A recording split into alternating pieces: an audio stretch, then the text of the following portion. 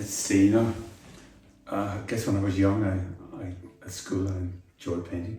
I remember even when I was really about 10 in my own primary school, painting with kind of freedom and enjoyment. And we had an art department in that school, and it was kind of unusual because they had a specialist art teacher, and that was the beginning. That was one of the last of the old-fashioned art colleges in Belfast. They didn't go modern till I left. They had a printing studio and a live studio where we were allowed to draw from the model all day long if we wanted, and that was a good discipline. So we learned to draw properly and make a figure seem like it could move if the way we envisaged it.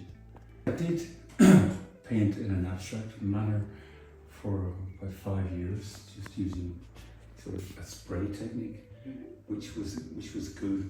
But I found it very easy, and it became a kind of a routine, a kind of method of making a painting.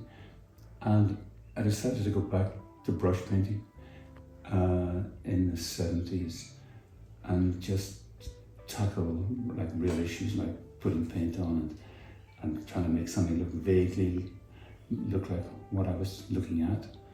And it's been good for me. I mean, I still paint that way. I guess I tend to look for a bit of drama in what I'm looking at, like a good lighting.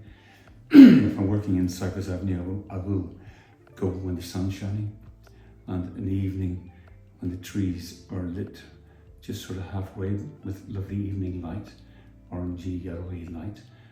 I find that enjoyable and challenging.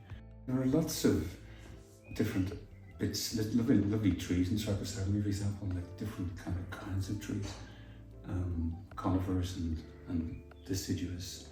Yeah, the very light will inspire me, and I will go to somewhere like Orlock, which is the nearest kind of rocky landscape to Belfast, and I would drive down there, cut my painting, my canvases down, and start to paint, and wait for the things to change, tide to come in, and the light to change.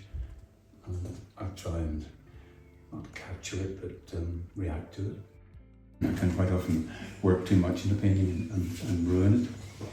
So it's hard to know when to stop, and sometimes I don't stop in good time. But by the same token, if I don't work and face the real issues and make a bit of chaos on the canvas, I don't get anything that's got any kind of much spirit in it. So sometimes you have to lose a painting before you can get something worthwhile. It's a kind of very personal thing. I know in my head if I have reached a point that's kind of a crisis or an area where I'm actually making something positive and being truly creative. If I'm just painting ho-hum and just tickling the painting, I know it's not going well, and I have to sometimes just create a kind of mess, if that doesn't sound too crazy, to get something out of it and find it again. All artists have various personalities, and mine's I can be a bit erratic and sort of excitable. When I'm painting, someone described my technique as being a bit like fencing. Someone saw me painting once and thought I fence with a canvas. You have to let the painting evolve and face a few issues to try and get something of value out of it.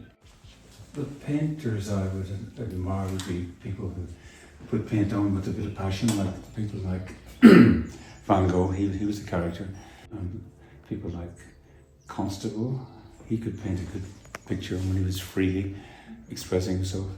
And quite often, some of the best painters don't get true recognition in their lifetime. I have painting in there right back from art college in the late 60s, which I've had the wit to keep. And I decided to date my work when I was quite young, which seemed a bit pretentious, but I'm glad I did because I can now see when the painting was made.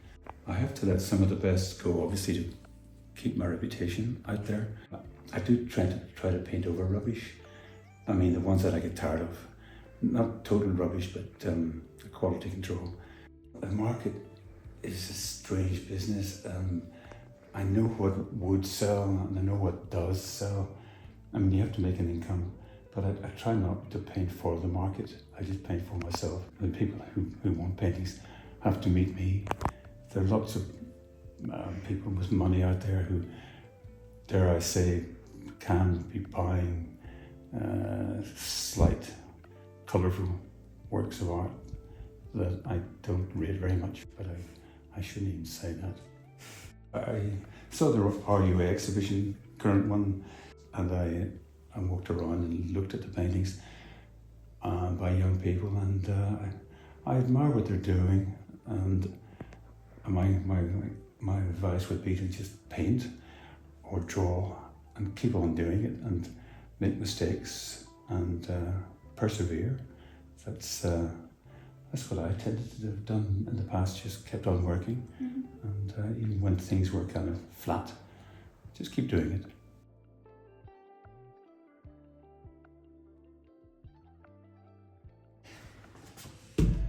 That's a jumble of things. I just sometimes set things on the table and paint.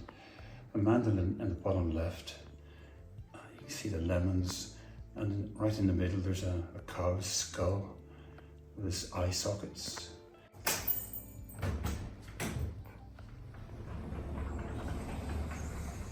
Okay.